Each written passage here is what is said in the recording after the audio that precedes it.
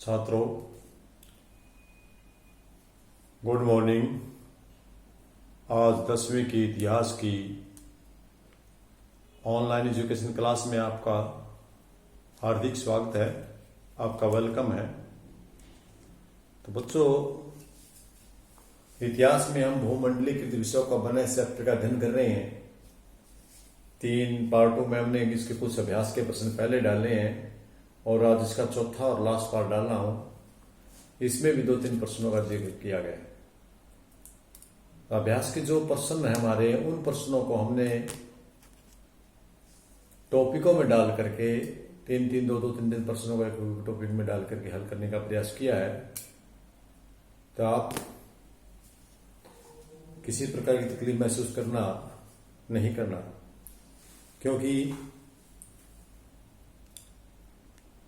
शिव खेड़ा ने आपकी सोच नामक बुक लिखी है। उसमें लिखा है, कोशिश करने वालों की कभी हार नहीं होती और बिना किए कोई जय जयकार नहीं होती।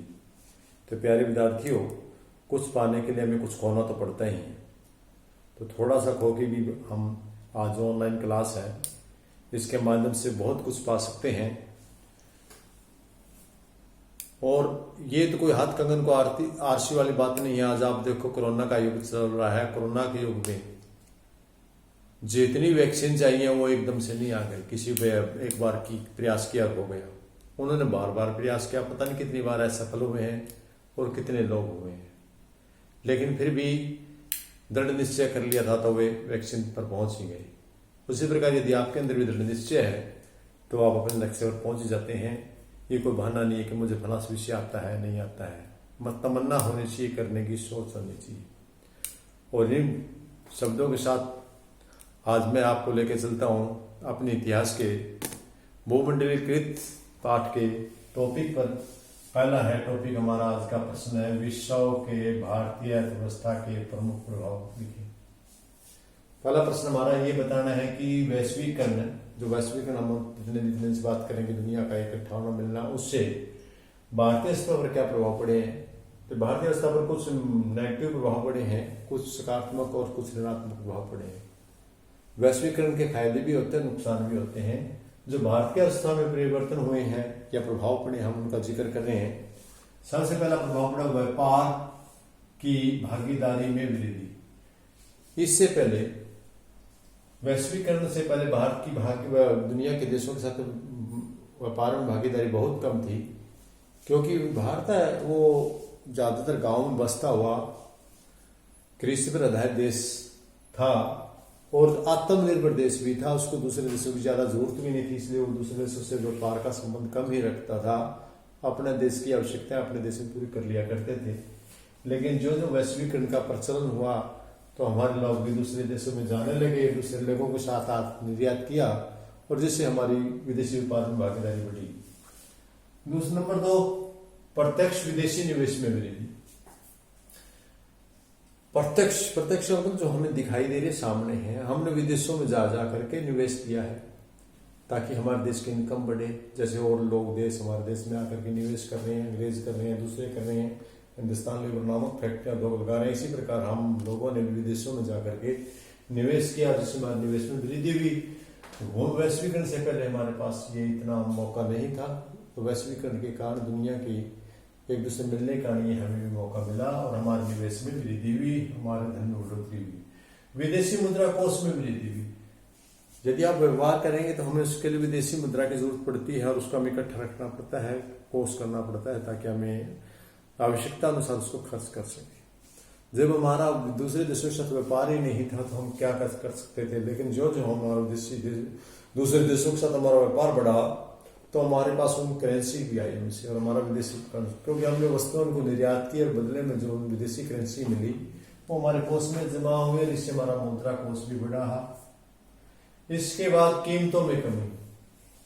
जब हमारा दूसरे देशों के साथ व्यापार हुआ तो हमारे देश की वस्तुओं वहां भेजी गई और वहां से हमने कुछ वस्तुएं आयात की जो हमारे देश की आवश्यकताओं को पूरा कर, जिनकी वस्तुएं हमारे देश में कमी है, जैसे पेट्रोल है, तो हमने दूसरों देश से लेकर के इसको किया, जिसके कारण ज्यादा डिमांड होने के कारण हमारे देश की वस्तुओं की कीमतें बढ़ गई, लेकिन बाहर से आने के कारण उन वस्तुओं की कीमत हमें सस्ती पड़ी। कुछ वस्तुएं ऐसी जो विदेशों से मंगवा कर भी हमें अपने देश में उत्पादित करने पर महंगी पड़ती है, लेकिन यदि हम उसको आयातित करते हैं, बाहर से मंगवाते हैं तो हमें सस्ती पड़ती है, कम दामों में पड़ती है। इस प्रकार कीमतों में भी वृद्धि हुई, कमी आई।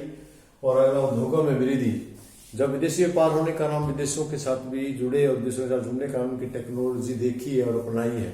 जैसे मोदी पिछले दिनों विभिन्न देशों में जा करके घूम करके उनके टेक्नोलॉजी देखी और उसके हिसाब से अपने देश में इम्प्लीमेंट करने का प्रयास किया, तो वैश्वीकरण के कारण हमें एक अवसर मिला, जिसके कारण कि उनकी तकनीकी को देख करके अपने देश की तकनीकी में वृद्धि की और उस तकनीकी के आधार पर उद्योगों का विकास हुआ।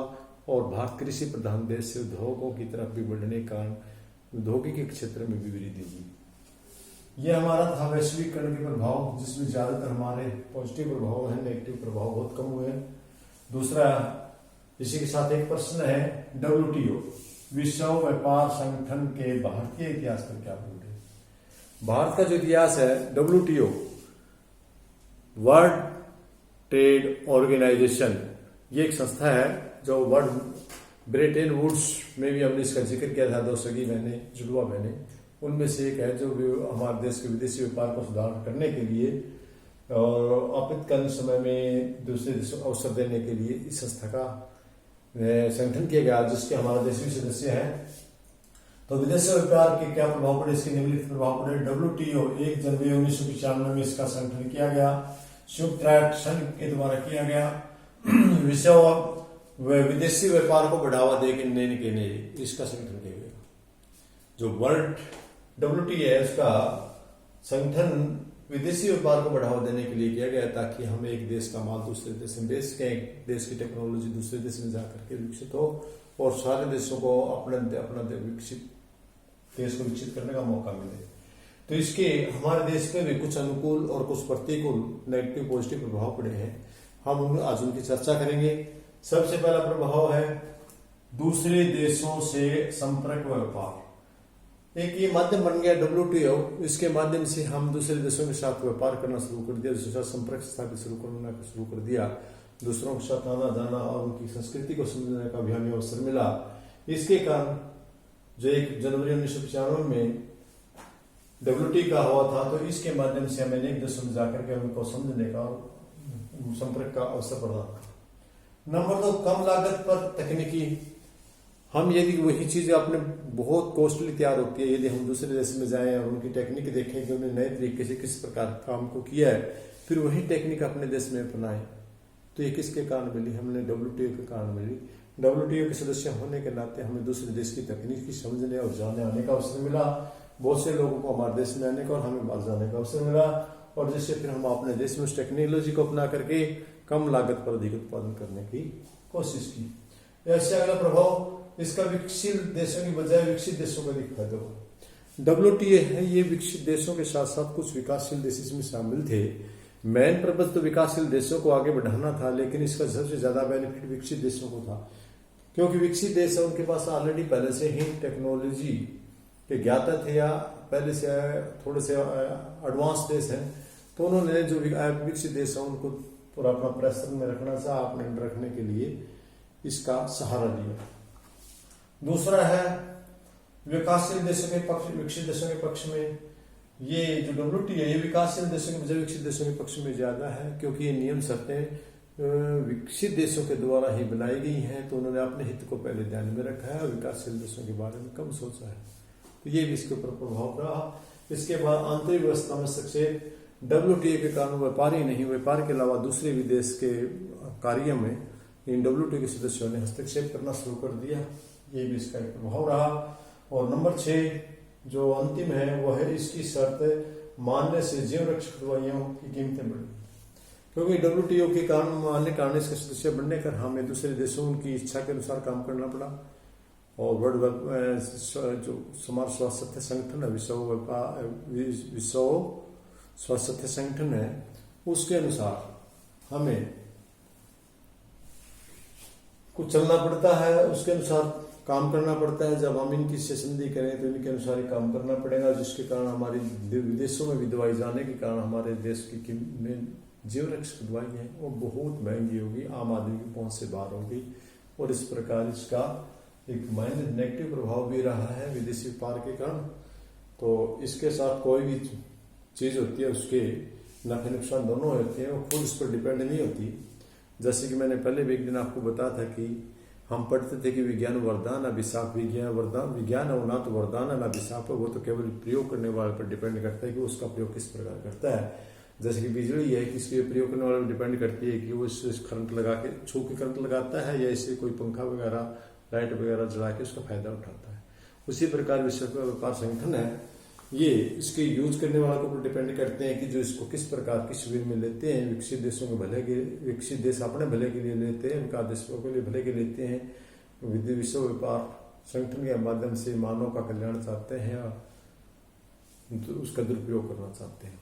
तो बच्चों, प्यारे बच्चों, आज मैंने कहानी के माध्यम से इजी वे से कोशिश की आपको इस पर 2 प्रश्नों कराने का। मैं आपको भी कहूँगा कि किसी भी प्रश्न का आप घोटा मत लगाएं, किसी का रट्टा मत लगाएं, सिर्फ उसको समझ करके रखने का याद करें ताकि उसकी आपकी मेमोरी में वो लंबे समय तक वो रहे और आपका रटाफिकेशन भूल जाएंगे, लेकिन आपको जो अच्छे से याद किया वो नहीं भूल पाएंगे।